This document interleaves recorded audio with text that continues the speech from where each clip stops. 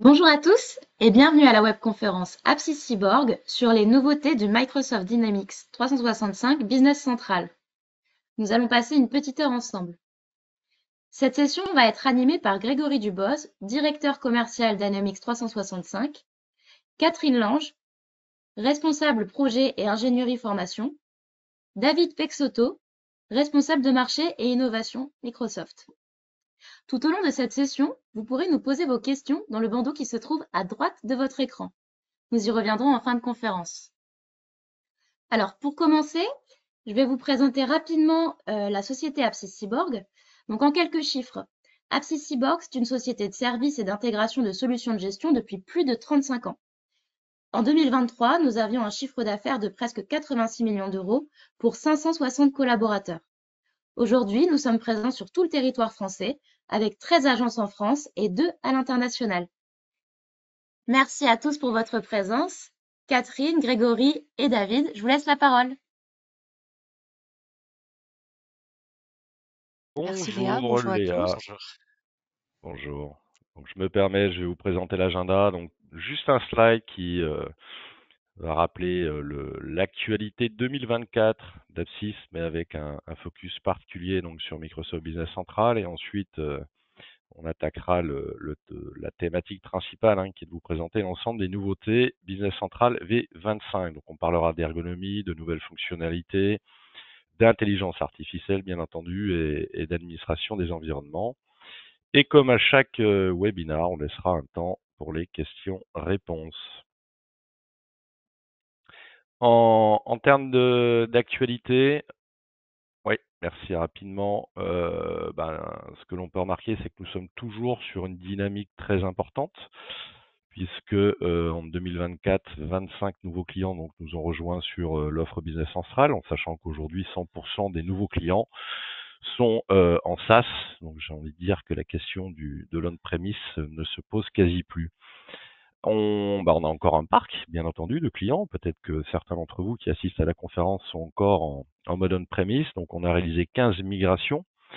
Aujourd'hui, autant dire que ce process est plus que maîtrisé par nos équipes. Donc n'hésitez pas, si vous êtes encore dans ces anciennes versions, à vous rapprocher de votre commercial préféré, puisqu'on a à la fois des méthodes à vous présenter, des tarifications spécifiques que nous propose l'éditeur au travers de remises, qui s'appelle le Bridge to Cloud 2, qui vous permet pendant 3 ans de bénéficier de tarifications, on va dire, préférentielles, et qui vous permet du coup un passage sécurisé et à moindre coût vers ces nouvelles versions. Cette année, 10 nouveaux experts, donc on est toujours en croissance, donc on est toujours à la recherche de nouveaux talents. 10 nouveaux experts ont rejoint nos équipes delivery donc sur l'ensemble de la France. Événement important où 7 collaborateurs étaient présents, donc c'est Direction IMEA 2024 qui s'est déroulé cette année à Vienne. Donc chaque année, c'est un événement qui regroupe énormément de participants, de plus en plus. Cette année, il y en avait plus de 3002. C'était 2005 l'année dernière, pour vous donner un ordre d'idée.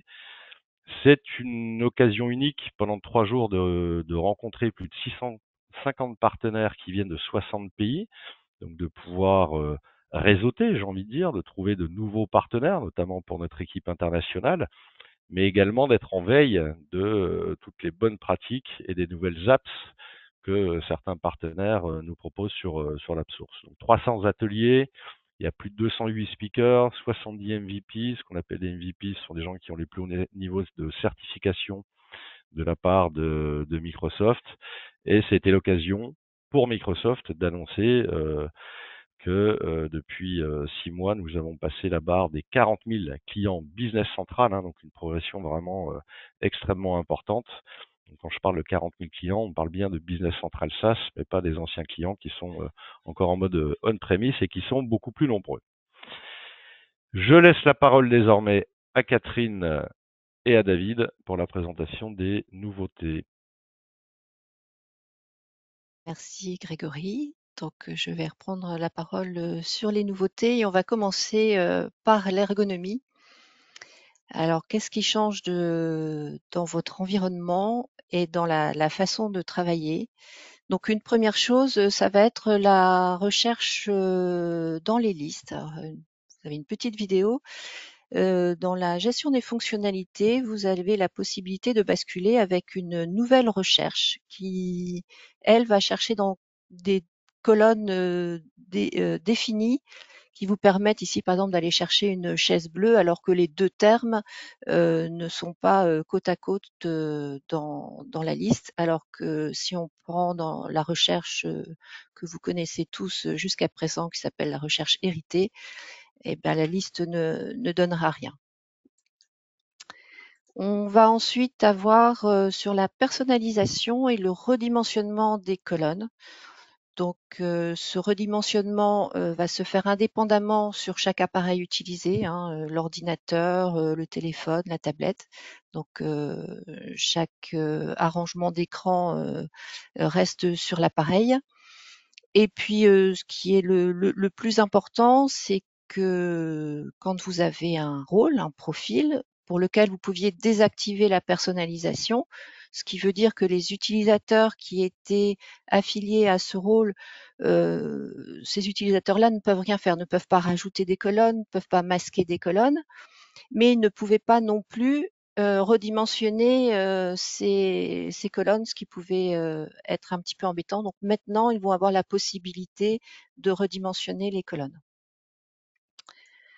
Autre chose, on a ici les fichiers qui sont joints. Donc jusqu'à présent, on pouvait apporter un fichier à la fois. Maintenant, il est possible d'apporter plusieurs fichiers, voire même un dossier, comme dans la petite vidéo. Et vous avez la partie document qui va permettre, dans ce récapitulatif, de gérer les documents. Donc la partie du haut, hein, qu'on voit pièce jointe documents que vous connaissez, va disparaître. Donc voilà pour ce qui est de l'ergonomie. On va passer à des nouveautés fonctionnelles. Donc pas mal de gros sujets et on va démarrer par la TVA. Donc, on a jusqu'à présent, pour nos clients, un numéro de TVA qui se trouve dans la fiche client. Mais, vous savez que quand vos clients ont des entrepôts dans plusieurs pays de l'Union européenne, en fait, ils sont amenés à avoir pour chacun de ces pays un numéro de TVA différent. Et donc, dans cette nouvelle version, une nouvelle page qui s'appelle l'identification intracom client de remplacement va vous permettre de renseigner pour un client, pour un pays donné, donc c'est bien un client, un pays, un nouveau numéro de TVA et voire même la possibilité d'indiquer des groupes comptes à marché et marché TVA différents qui seront repris ensuite dans les documents. Ouais, cette nouvelle fonctionnalité, Catherine, est super importante. Je pense en particulier au cadre de la mise en place de la réforme de la facturation électronique, puisqu'il s'agit ici d'une donnée obligatoire à transmettre et à communiquer au travers de la facturation. Donc c'est une plus-value assez remarquable et critique en tout cas dans le cadre de cette réforme. Très bien. Et on va passer à la pratique, hein. Je vais vous montrer un petit peu. Donc sur un client, ici on a enregistré des numéros de TVA, on peut en enregistrer un nouveau pour un autre pays. Alors conjointement à ça, ce que je ne vous montre pas, c'est que pour ce client-là, on a des adresses de livraison dans ces différents pays, ce qui fait que quand on va créer ici une commande de vente, on va pouvoir indiquer donc l'adresse de destination de ce document. Donc ici, on va chercher une autre adresse. On va prendre celle qui est en Allemagne. Donc on avait rajouté le numéro de TVA. Et vous voyez dans la partie détail facture que le pays et le numéro de TVA a changé. Une autre manière d'avoir ces nouveaux numéros de TVA aussi, ça va être de changer directement le code pays dans la partie facturation. Donc ça, c'est, j'allais dire, une mise, on met le pied dans l'étrier. Donc c'est la première version qui sort avec ces numéros de TVA multiples pour les clients. Dans la prochaine version, donc au mois d'avril, Cette même fonctionnalité sera implémentée pour les fournisseurs. Une version de stabilisation. Et puis ensuite, donc avril 2026, on se projette pour avoir des numéros de TVA multiples, mais là pour la société émettrice des documents. Donc, il a été question d'utiliser les centres de gestion, mais en fait, bon, cette phase-là n'est pas encore installée, implémentée, développée, et donc on aura l'occasion lors de nos rendez-vous semestriels d'en reparler. Alors, autre chose, grande nouveauté, c'est une gestion des contrats et abonnements. Alors, nouveauté, vous allez me dire qu'il y a les services qui sont là, effectivement. Mais ici, c'est un nouveau module qui vient d'un partenaire hein, que Microsoft a racheté ce module pour l'installer. Alors, une différence, c'est que il fonctionne avec la licence essentielle. Donc on a le module service qui existe, fonctionne avec une licence premium, donc avec le service et la gestion de production. Mais donc là, on n'a pas besoin de passer à un niveau de licence supérieur pour avoir ce nouveau module de gestion de contrat. Donc, qu'est-ce qui reprend ce nouveau module? Ça va pouvoir gérer des portefeuilles d'articles, des services hein, qu'on va facturer, que l'on va créer, de la maintenance qu'on va pouvoir vendre, qu'on va pouvoir acheter, par exemple des garanties qui sont liées à des articles. Et tout ça, on va les mettre dans des contrats qui vont reprendre les informations, en particulier de facturation, hein, le calendrier de facturation, qui vont être liés donc à un client, à des articles. Et on va pouvoir les facturer et faire de la facturation récurrente. À cela va s'ajouter une gestion des prix, de renouvellement des contrats. Donc, ma petite vidéo. Donc, je vous ai préparé 2 vidéos. Donc, la première qui se passe sur les contrats. Donc, on a un tableau de bord qui est dédié, qui va vous permettre de reprendre toutes les informations, des articles. Donc, on a une nouvelle option engagement de service qui va pouvoir dire si effectivement l'article que l'on vend va pouvoir avoir un engagement de service. Donc ici, cet article-là, donc l'ordinateur, on va le vendre avec une maintenance matérielle et on va déjà pouvoir renseigner dans le bas quelques informations qui sont liées donc à cette maintenance. On a déjà enregistré, c'est une sorte de modèle où on va dire qu'en fait on va prendre, si vous voyez ici, le prix du document comme base du montant de ce contrat. Voilà, donc là, ici un petit peu plus de détails sur les durées et les méthodes de fonctionnement. Et pour notre exemple, on va facturer ça à partir d'un article. Donc le fait de pouvoir utiliser un article de facturation va nous permettre aussi, au travers des groupes de comptabilisation de cet article, d'indiquer sur quel compte on va passer les transactions. Notre article, notre ordinateur, on va le vendre. Il avait un engagement qui était standard, donc en fait, il arrive comme ça automatiquement dans notre document. Et on voit ici que déjà, on a le montant de base, puisque ça, c'est notre ordinateur. On avait dit qu'on prenait 10% du montant. Donc voilà, le montant de notre facturation. Ici, on l'a, ce sera 120 €. Donc, quand on génère le document, on a déjà le montant. Mais on voit que pour le reste, on a des durées initiales, des bases de facturation qui sont encore paramétrées. Ce qui va vraiment lancer le reste, c'est la livraison de notre document, donc de notre commande.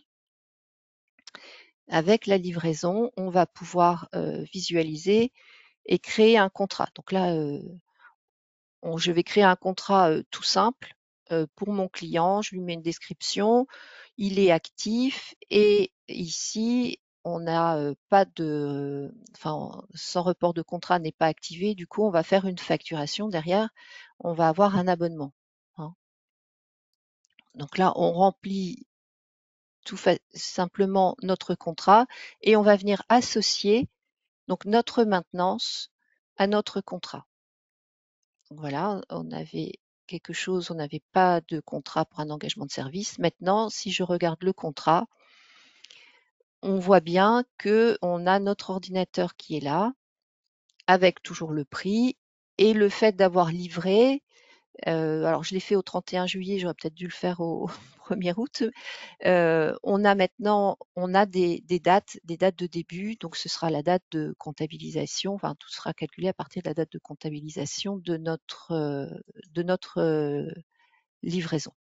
Donc voilà pour la première partie, vraiment le contrat. On passe ensuite à la partie abonnement, facturation du contrat. Donc la facturation périodique va permettre, ce tableau va permettre de récupérer tous les contrats qui sont à facturer selon les dates, enfin les informations qu'on va pouvoir mettre dans l'entête.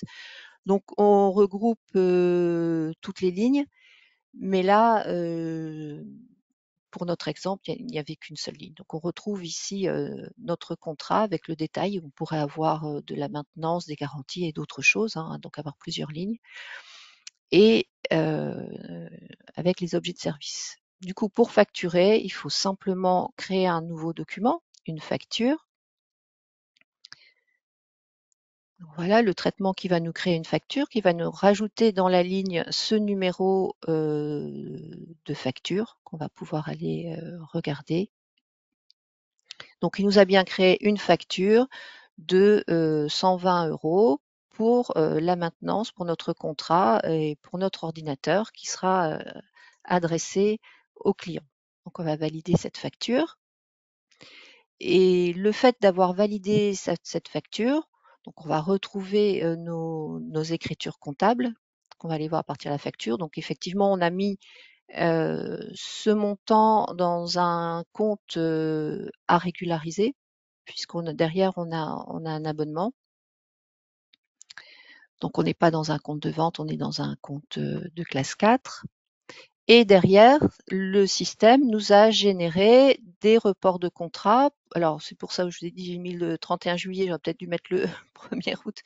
On a une échéance de plus, mais vous allez retrouver ici, donc par date, les différentes échéances avec les montants qui sont calculés. Et je vous montre cette petite colonne lancée qui indique que pour l'instant, on n'a pas encore reconnu le chiffre d'affaires.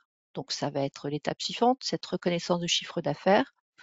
On lance le traitement de report de contrat, donc c'est le terme qui est utilisé. Donc là, les dates que l'on va mettre au lancement va aller nous ramasser toutes les lignes de report qu'on vient de voir, qui sont antérieures, enfin jusqu'au 31 août et qui n'ont pas encore fait l'objet de report. Donc, il y a le contrat que j'avais, mais on a aussi un autre contrat. Donc, on peut ici, à partir du contrat, revoir nos reports et on voit bien que les 2 premières échéances, puisque j'ai demandé jusqu'au 31 août, ont été reprises et sont maintenant indiquées comme étant lancées. Et alors, qu'est-ce que ça nous a fait d'autre?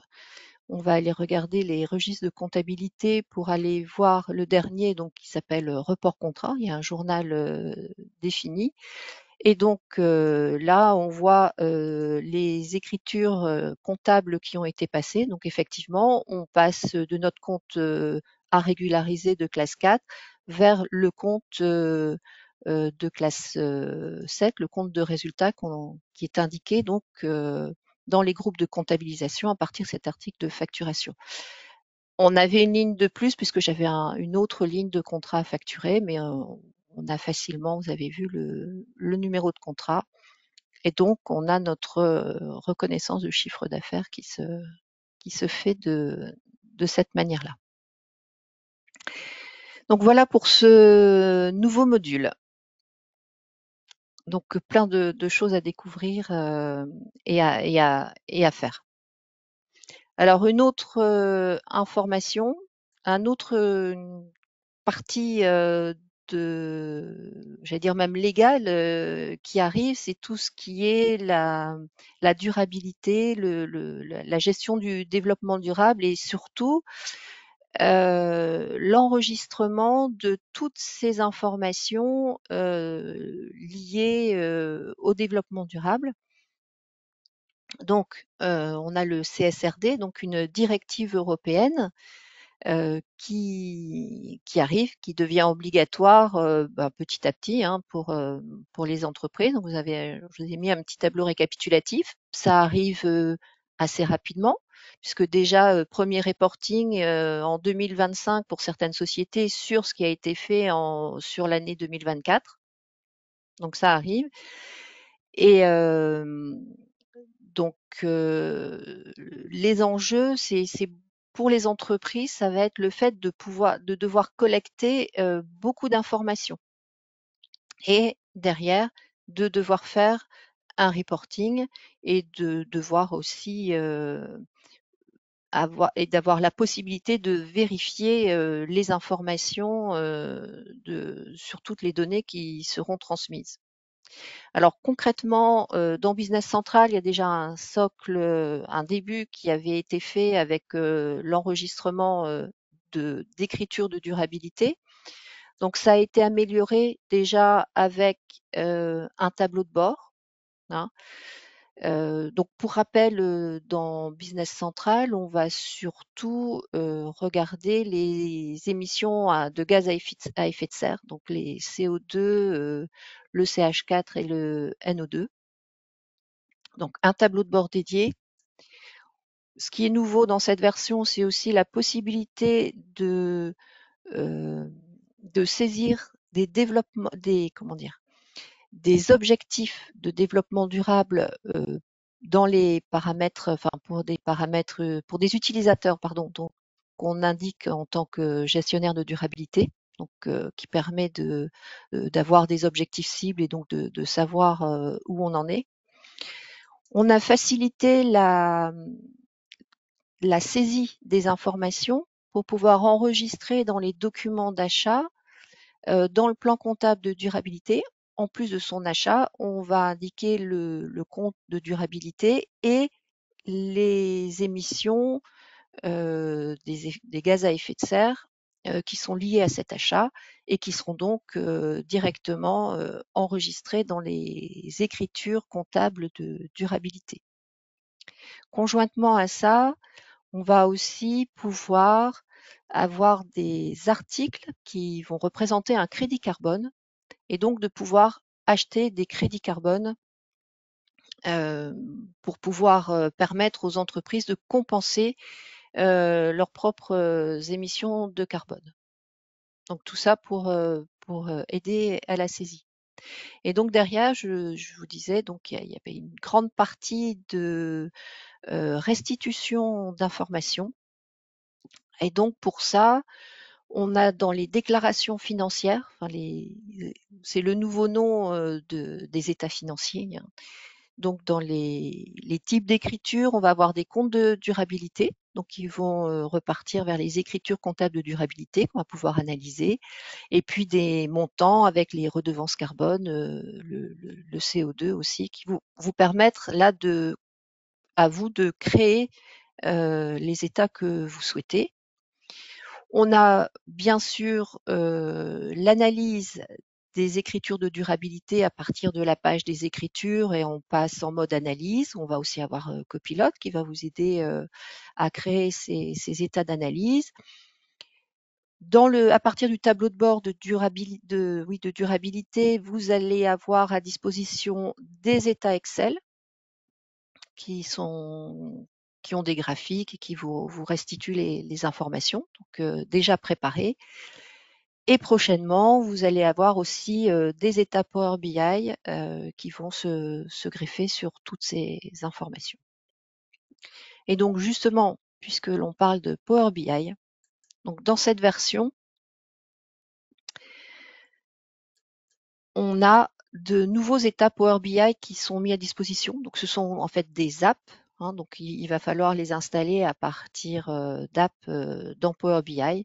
Donc, dans les domaines des finances, des ventes, des achats, de la fabrication, des projets, des stocks. Et donc, je n'ai pas fait le total, mais 30, 40, voilà, on a 50 à 60 états Power BI nouveaux qui sont là, que vous allez, alors même si vous les installez dans Power BI, vous les avez dans Business Central, donc on les a vus à partir du tableau de bord. Donc on a la possibilité d'avoir 3 parts d'état Power BI pour les mettre à l'écran et en même temps les agrandir, les mettre en plein écran pour pouvoir vraiment avoir toutes les possibilités d'analyse et de visualisation sans quitter Business Central. Et donc, effectivement, enfin, bien sûr, je veux dire, toutes ces données sont connectées.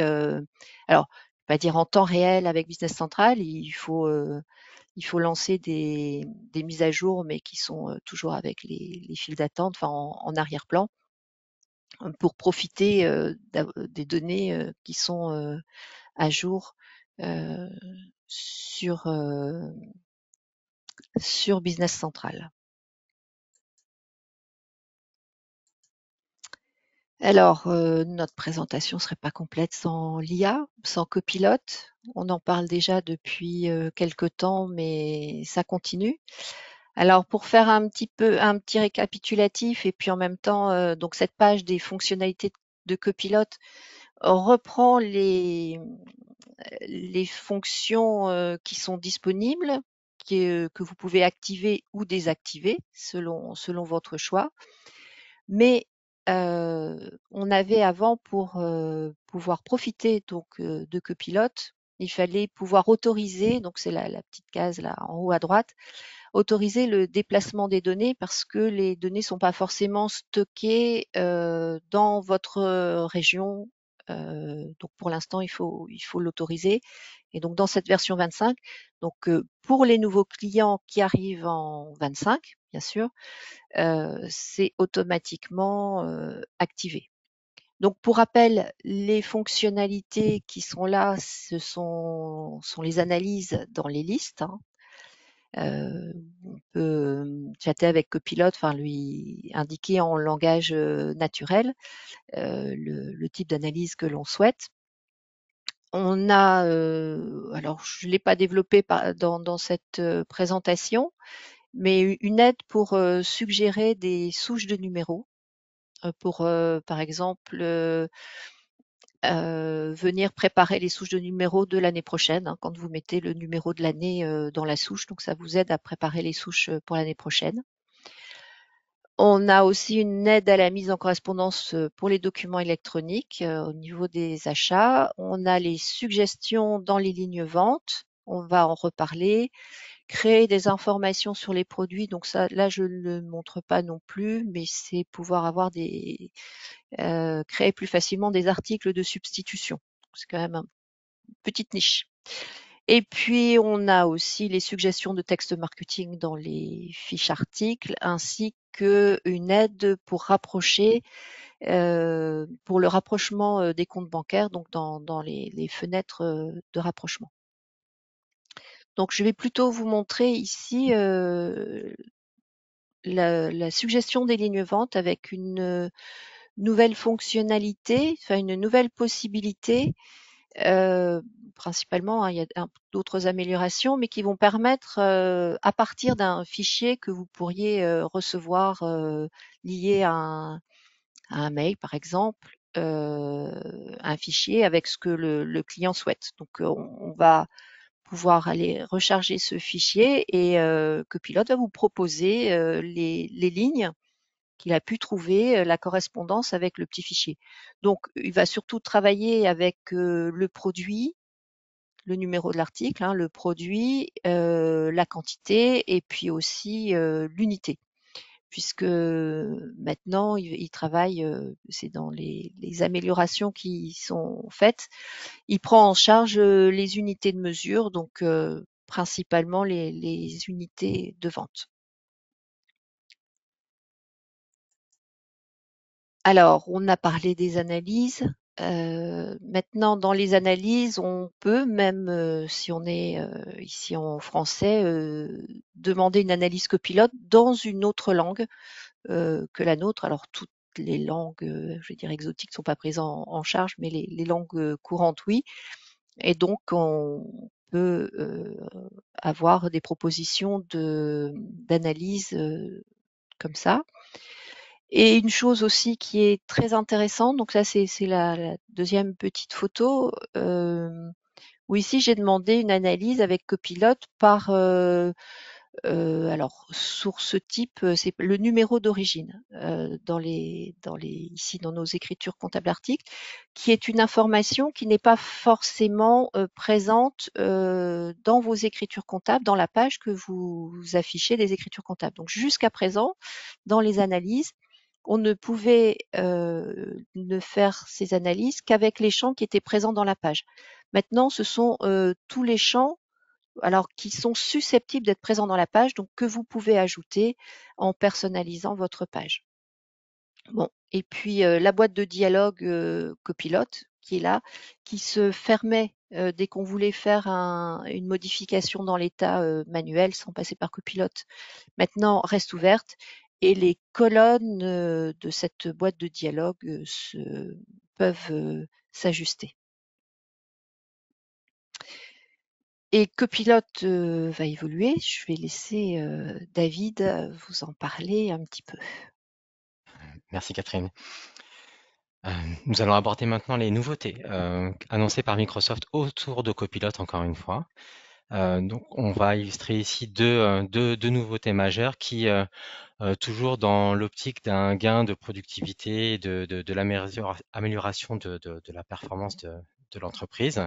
Eh bien, la première encadre des conversations instantanées, c'est-à-dire que vous allez retrouver ce petit bandeau central sur la droite de votre écran dans Business Central qui vous proposera en fait d'opérer à trois typologies d'activités, trois typologies de questions que vous pourrez poser directement dans le chatbot intégré Copilot dans votre environnement Business Central.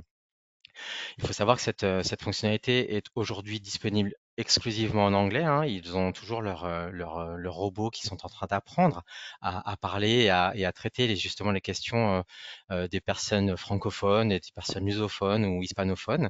Donc, ils développent et améliorent tout ça et ajoutent des nouveaux langages au fil de l'eau.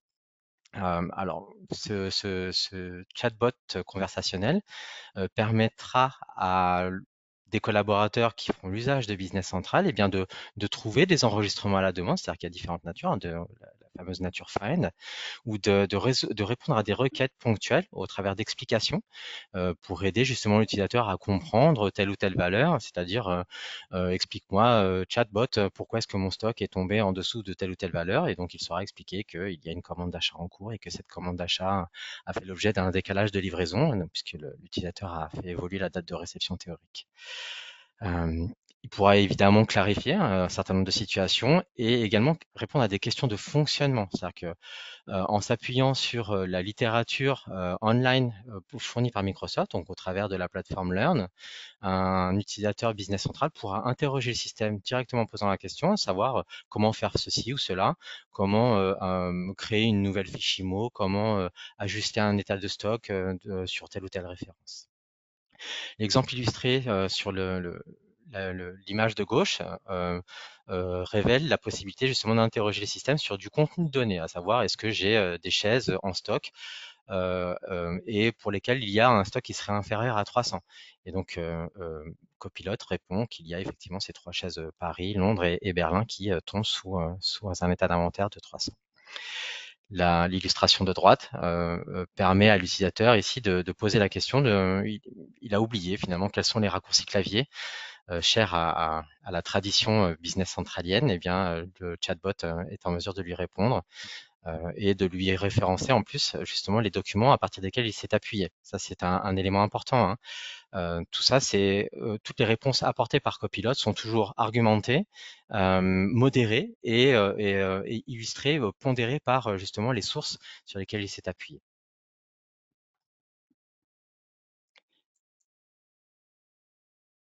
Comme je vous le disais, cette nouveauté est disponible pour le moment en anglais.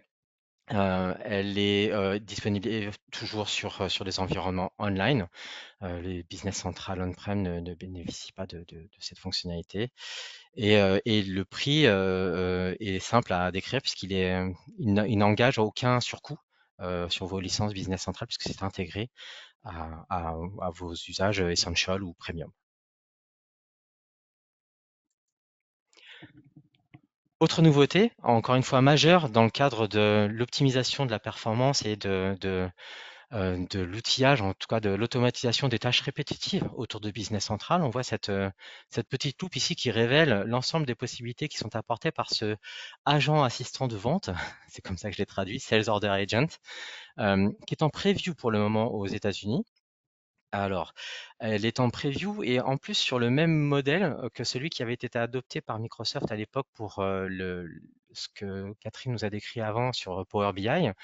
C'est-à-dire que Microsoft fait un appel à candidature auprès de différents clients qui souhaitent justement monter à bord de cette fonctionnalité de façon précoce et tester pour faire un premier feedback à Microsoft et leur permettre finalement d'enrichir ou de finaliser un certain nombre de choses. Donc de quoi s'agit-il?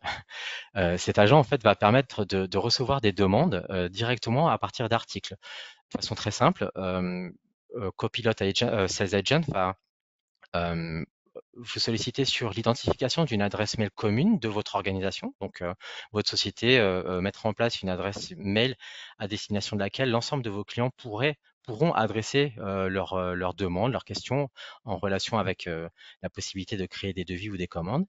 Et Copilot se chargera en fait d'interagir, enfin, vous fera des propositions d'interaction avec ces clients-là de façon un peu automatisée, c'est-à-dire qu'il va venir interpréter à la fois le contenu du mail, identifier le protagoniste qui vous sollicite au travers de sa boîte mail, donc identifier le client rattaché et faire des propositions.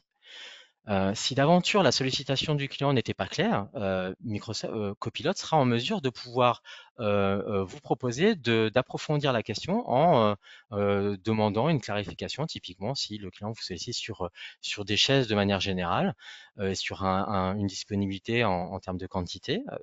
Copilot proposera et pré-rédigera un email à destination de votre client pour clarifier de quelle nature de chaise il a besoin, une couleur, une taille, des dimensions. Et lorsque le client confirmera qu'effectivement parmi l'éventail de chaises proposées par Copilot, c'est bien de la chaise Londres ou de la chaise Berlin auquel il pensait, eh bien le Copilot sera en mesure de produire lui-même le devis, de le coller dans l'email, et vous devrez simplement confirmer que c'est bien de cela dont il s'agit et transmettre le courrier à votre client. Donc ici, il s'agit d'améliorer l'efficacité en fait des sociétés, d'améliorer également l'engagement client, c'est-à-dire que tout le temps que vos collaborateurs ne consacreront pas finalement à préparer, à rédiger des emails, à créer les devis ou les commandes rattachées, eh bien ce sera du temps qu'ils pourront consacrer à l'enrichissement justement de leur base client, à la bonne relation et à la bonne relation avec vos clients finalement. Tout ça est évolutif et va permettre justement de développer vos activités sans pour autant, ou plutôt de reconsidérer peut-être d'éventuelles embauches que vous avez envisagées. Toujours dans l'optique de réduire justement les coûts de votre organisation.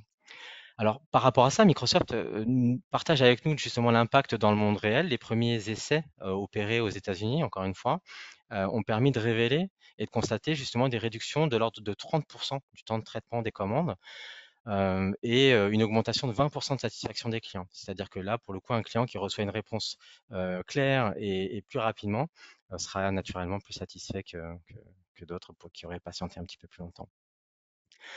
Donc tout ça reste à confirmer et en tout cas trouve des cas d'usage assez intéressants et prometteurs dans des situations typiquement de e-business où vous pourriez interagir directement sur base d'un site web et faire du commerce digital.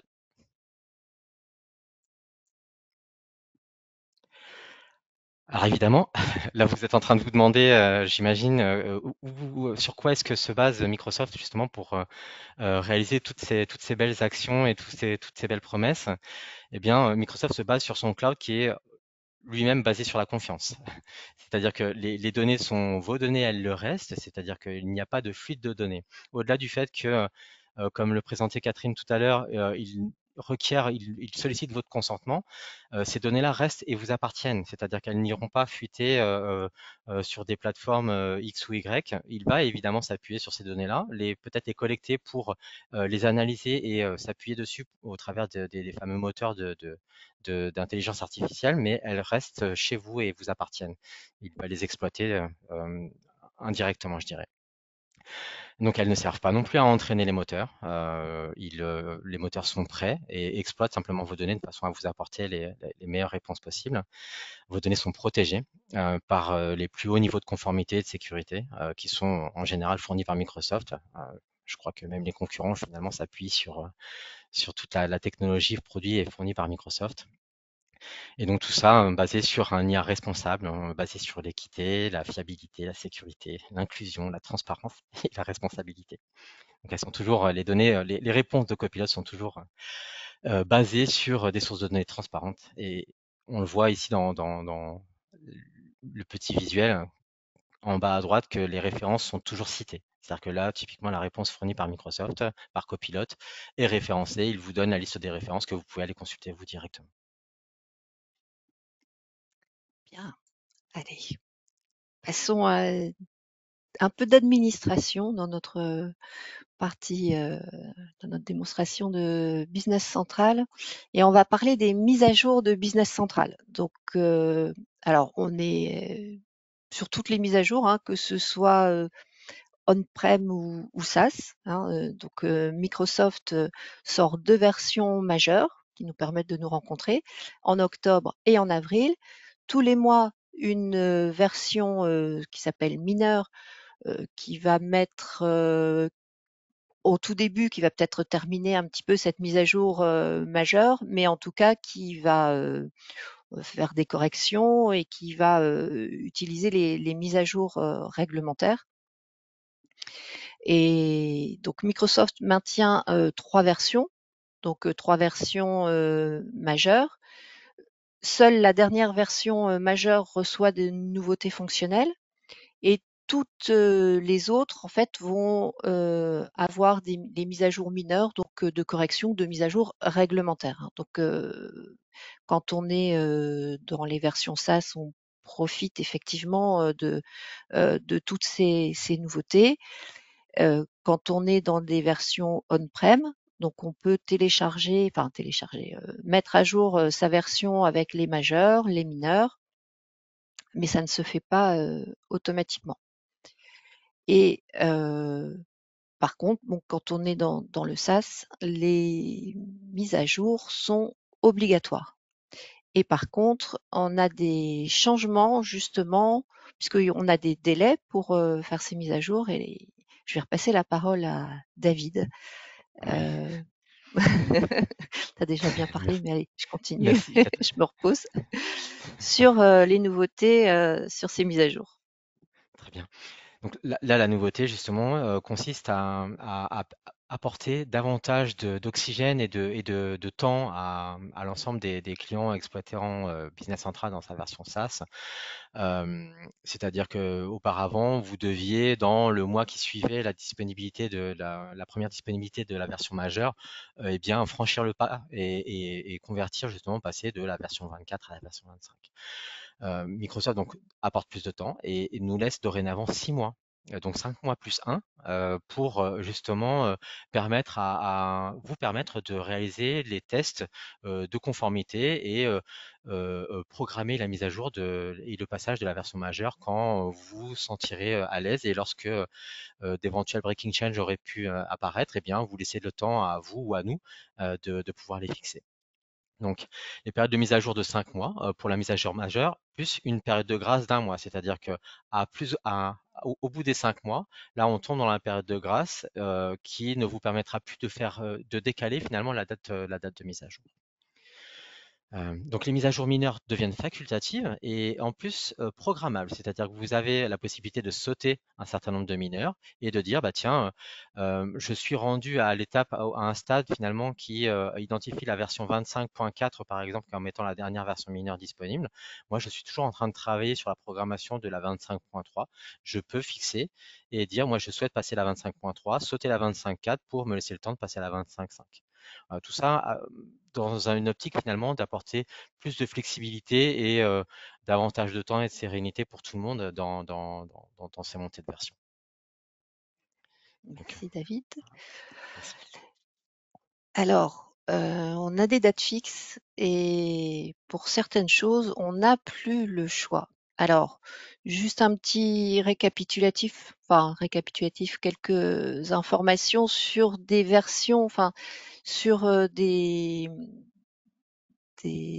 fonctionnalités qui vous étaient proposées dans la gestion des fonctionnalités que l'on pouvait activer ou non, ou avoir le temps de tester dans des sandbox.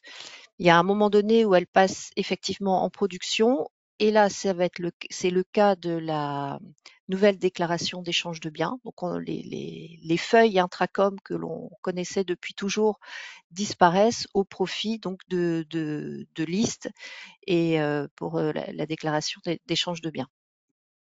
Et puis, alors, autre chose donc pour nous en France, c'est la partie lettrage des comptes généraux. Donc, le lettrage des comptes généraux était une fonctionnalité franco-française.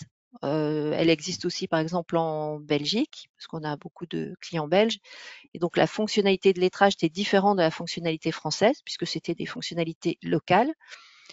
Maintenant, Microsoft supprime ces fonctionnalités locales pour se baser sur une autre fonctionnalité internationale qui s'appelle la révision des comptes généraux.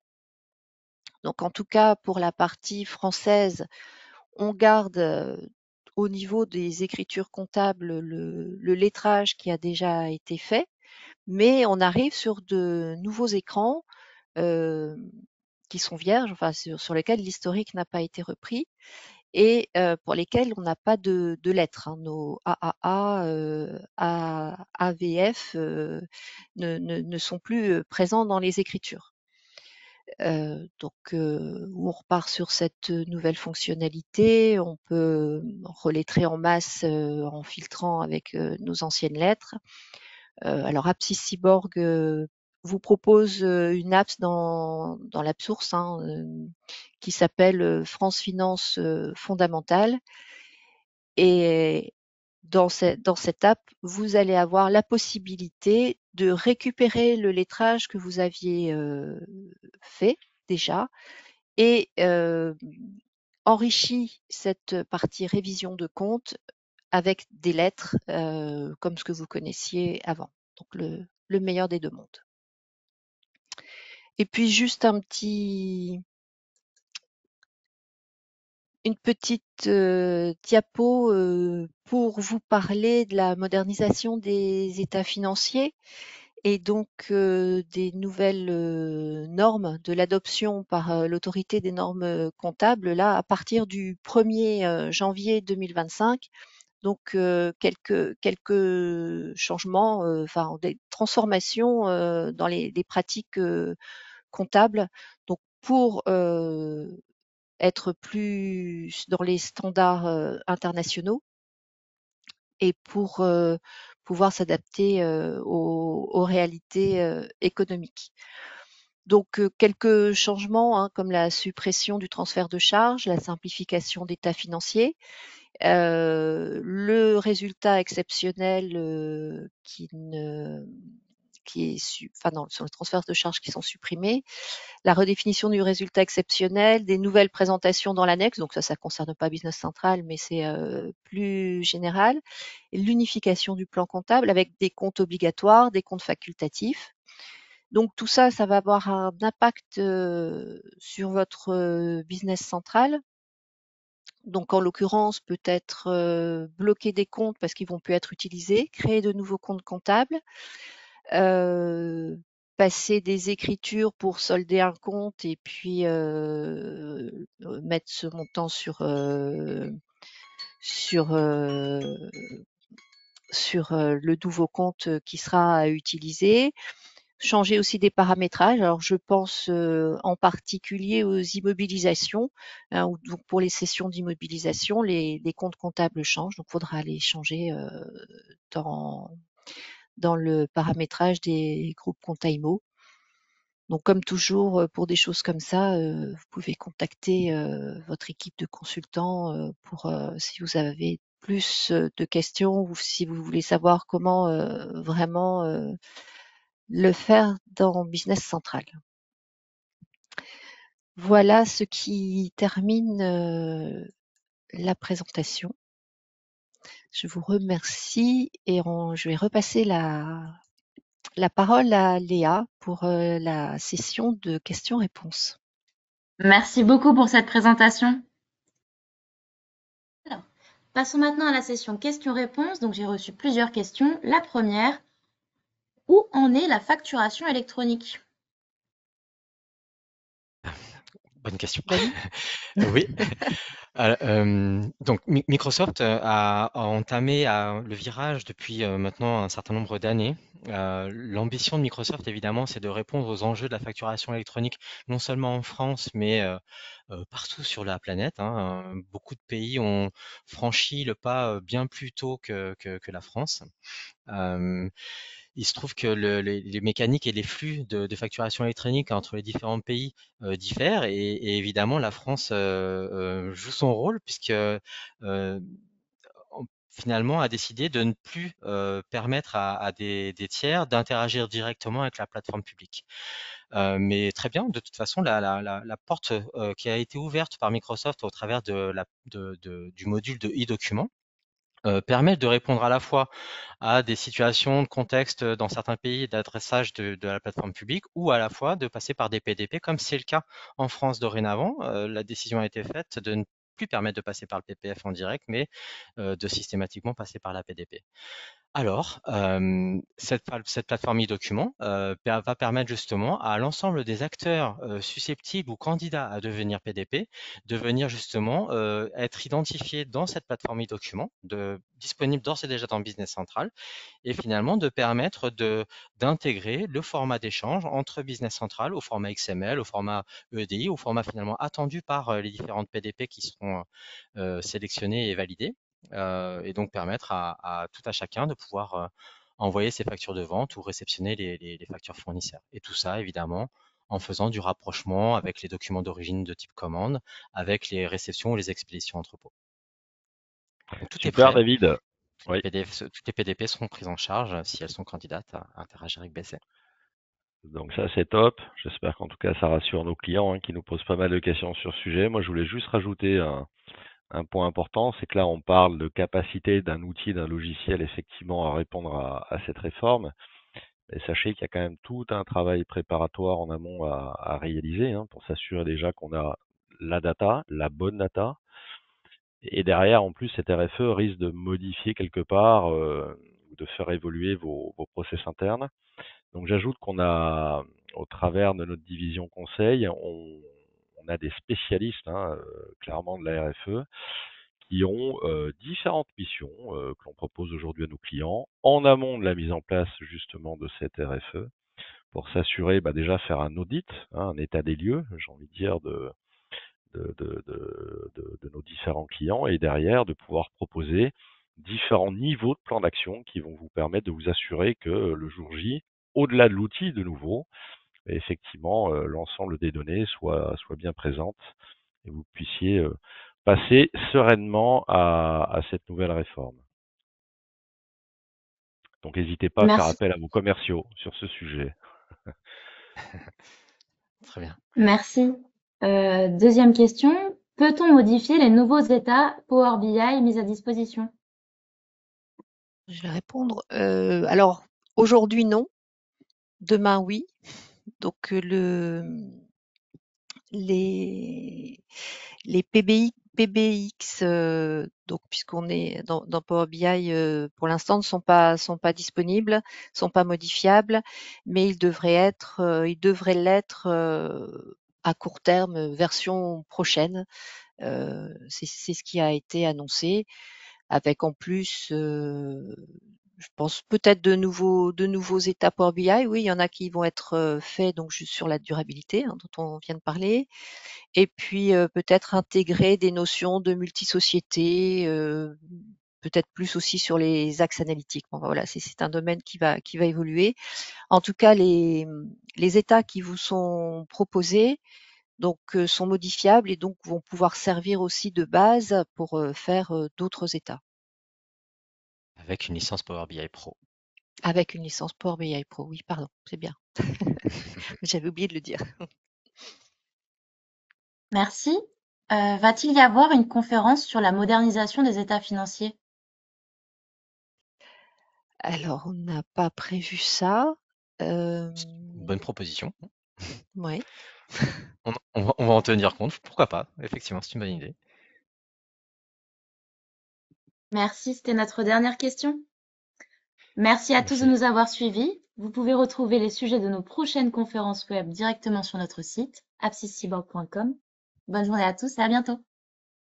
Bonne journée, au Merci, bonne revoir. journée. Bonne journée.